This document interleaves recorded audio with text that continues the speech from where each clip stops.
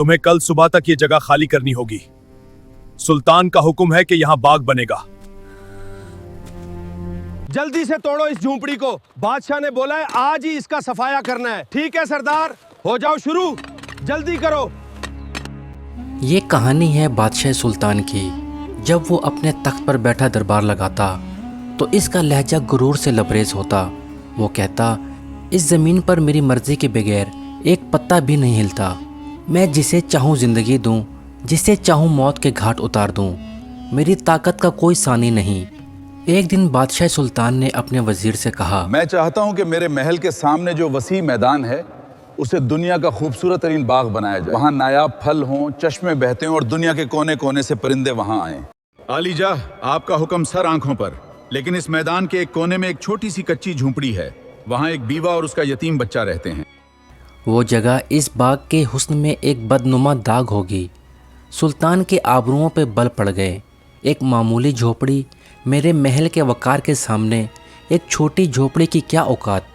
इसे गिरा दो और इन लोगों को शहर से बाहर निकाल दो।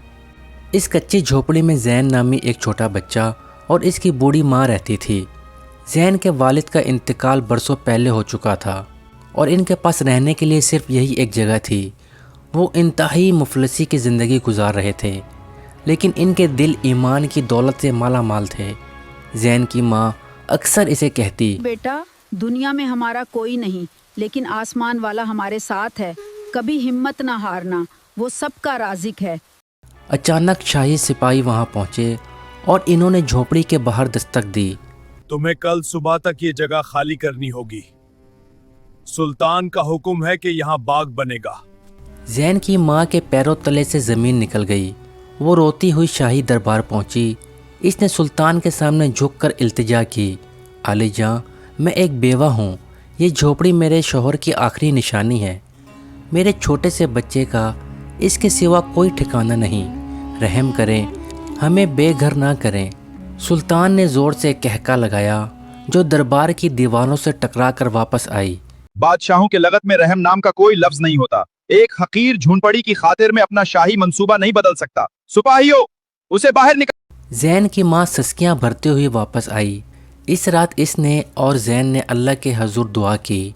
अगली सुबह जब जैन और इसकी माँ जंगल से लकड़ियाँ चुनने गए हुए थे ताकि इन्हें बेचकर कुछ खाना खा सके, सुल्तान के हुक्म पर सिपाहियों ने इसकी झोपड़ी को मसमार कर दिया। जब वो दोनों वापस आए तो वहाँ सिर्फ मलबा पड़ा हुआ था। जैन की किताबें, इनके चंद पुराने बर्तन और इनकी कुल कायनात मिट्टी में मिल चुकी थी। जैन, जिसकी उम्र सिर्फ 10 साल थी, अपने घर के मलबे पर बैठकर रोने लगा। इसने अपनी माँ का हाथ पकड़ा और पूछा, अम्मी, अब हम कहाँ जाएंगे? क्या सुल्तान हमसे ज़्यादा ताकतवर है? इसकी माँ ने आसमान की तरफ उंगली उठाई। सुल्तान के पास ज़मीन की फौज है, लेकिन जिसके पास आसमान का खुदा हो उसे कोई शिकस्त नहीं दे सकता। जैन ने अपनी आंखें पोंछीं, मलबे पर ही जयनमाज़ बिछाई और सिजदे में गिर गया। जैन ने अपने नन्हे हाथ उठाए और रो रो कर पुकारा, ए अर्श के मालिक, ए बादशाहों के बादशाह, तू देख रहा है कि एक इंसान ने अपनी ताकत के नशे में हमें बेघर कर दिया। ए अल्लाह, मेरे पास तलवार नहीं, मेरे पास फ़ौज नहीं, मेरे पास कोई महल नहीं, मेरे पास सिर्फ तू है। तूने कहा है कि तू यतीमों का वाली है। ए अल्लाह, सुल्तान को दिखा दे कि हकीकी बादशाही सिर्फ तेरी है। जैन की दुआ में वो तड़प थी कि फ़िज़ा साकित हो गई। परिंदों ने चहचहाना छोड़ दिया और हवा थम गई। आसमान पर बादल छाने लगे। इसी रात सुल्तान अपने रेशमी बिस्तर पर लेटा हुआ था, लेकिन इसे नींद नहीं आ रही थी। इसे बार बार महसूस हो रहा था जैसे कमरे की दीवारें इसकी तरफ बढ़ रही हों। अचानक इसे नींद आ गई और इसने एक भयानक ख्वाब देखा। इसने देखा कि वो एक सहरा में अकेला खड़ा है। इसका ताज पैरों तले रौंदा जा रहा है और एक बहुत बड़ा अजदहा इसे निगलने के लिए बढ़ रहा है। वो चिल्लाया, मेरी फ़ौज कहाँ है? मेरे पहरेदार कहाँ हैं? एक गैबी आवाज़ आई, तेरी फ़ौज मिट्टी है, तेरा तख्त लकड़ी का एक टुकड़ा है। आज तेरा सामना इस रब से है। आज तेरा सामना इस रब से है जिसके बंदों को तूने सताया। सुल्तान पसीने में शराबोर होकर उठ गया। इसका पूरा जिस्म काँप रहा था। इसे ऐसा लगा جیسے اس کے دل پر کوئی بھاری بوجھ رکھا گیا ہو۔ اس نے حکیموں کو بلایا، ڈاکٹروں کو بلایا، کسی کے پاس اس کی بے چینی کا علاج نہیں تھا۔ اگلے چند دنوں میں سلطان کی سلطنت پر آفتیں ٹوٹنے لگی۔ شاہی محل میں آگ لگ گئی، اناج کے گوداموں میں کیڑے لگ گئے، اور سلطان کا اکلوتا بیٹا ایک ایسی بیماری میں مبتلا ہو گیا جس کی تشخیص کوئی نہ کر سکا۔ سلطان پریشان حال اپنے باغ میں ٹہل رہا تھا، وہی باغ جو اس یتیم کی جھوپڑی گرا کر بنایا جا رہا تھا۔ اسے وہاں ایک درویش نظر آیا۔ سلطان نے غصے سے پوچھا، تم کون ہو اور یہاں کیا کر رہے ہو؟ درویش نے مسکرا کر کہا، میں وہ دیکھ رہا ہوں جو تم نہیں دیکھ سکتے۔ سلطان، یہ باغ تم نے پھولوں سے نہیں، آنسوؤں سے بنایا ہے۔ یاد رکھو، جس گھر کی بنیاد ظلم پر ہو وہ کبھی آباد نہیں رہتا۔ سلطان کے دل میں زین کی ماں کی پکار گونجی۔ اسے وہ معصوم بچہ یاد آیا۔ بادشاہ سلطان نے بھیس بدلا اور تنہا اس جگہ پہنچا جہاں زین اور اس کی ماں اب ایک درخت کے نیچے زندگی گزار رہے تھے۔ اس نے دیکھا کہ زین زمین پر لکیریں کھینچ رہا تھا اور اس کی ماں تسبیح پڑھ رہی تھی۔ سلطان نے قریب جا کر پوچھا، مائی تم یہاں کیوں بیٹھی ہو؟ تمہارا گھر کہاں ہے؟ ماں نے جواب دیا، میرا گھر اس زمین کے ایک ظالم بادشاہ نے چھین لیا، لیکن میرا رب اب بھی میرے پاس ہے۔ ہمیں اب کسی گھر کی ضرورت نہیں، کیونکہ جس کا گھر اللہ بن جائے اسے چھت کی ضرورت نہیں رہتی۔ بادشاہ سلطان کے قدم لڑکھڑانے لگے۔ اس نے زین کو دیکھا جس کی آنکھیں ابھی بھی سرخ تھیں۔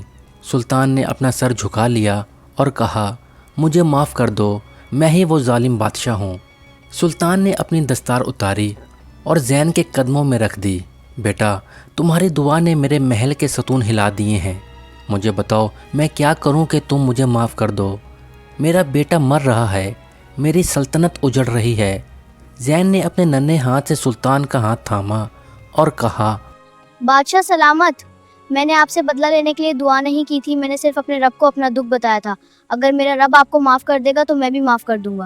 زین کی ماں نے کہا، سلطان، اللہ کو وہ لوگ پسند ہے جو اپنی طاقت کو دوسروں کی خدمت کے لیے استعمال کرتے ہیں۔ جاؤ اور اس شہر کے ہر یتیم اور بیوہ کے لیے گھر بناؤ۔ سلطان واپس محل پہنچا، لیکن وہ اب وہ سلطان نہیں تھا جو غرور کرتا تھا۔ اس نے فوراً حکم دیا کہ اس کچی جھوپڑی کی جگہ ایک عظیم الشان یتیم خانہ اور مدارس بنائے جائیں۔ اس نے زین کے لیے ایک خوبصورت گھر تعمیر کروایا اور اسے اپنی سلطنت کا اعزازی مشیر مقرر کیا۔ سلطان کا بیٹا بھی معجزاتی طور پر ٹھیک ہو گیا۔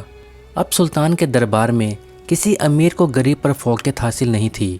وہ خود گلیوں میں گھومتا اور دیکھتا کہ کہیں کوئی بھوکا تو نہیں سو رہا۔ برسوں گزر گئے۔ سلطان کا دور حکومت تاریخ کا سب سے سنہرا دور کہلایا۔ لوگ اسے اب سلطان عادل کے نام سے یاد کرتے تھے۔ زین بڑا ہو کر ایک عظیم عالم بنا۔ وہ اکثر لوگوں کو یہ کہانی سناتا اور کہتا، لوگوں، کبھی کسی کمزور کو حقیر نہ سمجھنا۔ ہو سکتا ہے اس کے پاس پہننے کو کپڑے نہ ہو، رہنے کو گھر نہ ہو، لیکن اس کے پاس ایک ایسی طاقت ہے جو عرش الہی کو ہلا سکتی ہے۔ اور وہ ہے مظلوم کی پکار اور یتیم کی دعا۔ پیارے دوستو، اس کہانی سے ہمیں یہ سبق ملتا ہے کہ دنیاوی طاقت عارضی ہے۔ انسان کو کبھی اپنی طاقت پر غرور نہیں کرنا چاہیے، کیونکہ اللہ تعالیٰ تکبر کرنے والوں کو پسند نہیں کرتا۔ مظلوم کی آہ اور یتیم کے آنسو میں وہ طاقت ہے جو بادشاہوں کے تخت الٹ سکتی ہے۔ ہمیشہ دوسروں کے ساتھ عدل اور رحم کا معاملہ کریں، کیونکہ اصل بادشاہی صرف اللہ کی ہے۔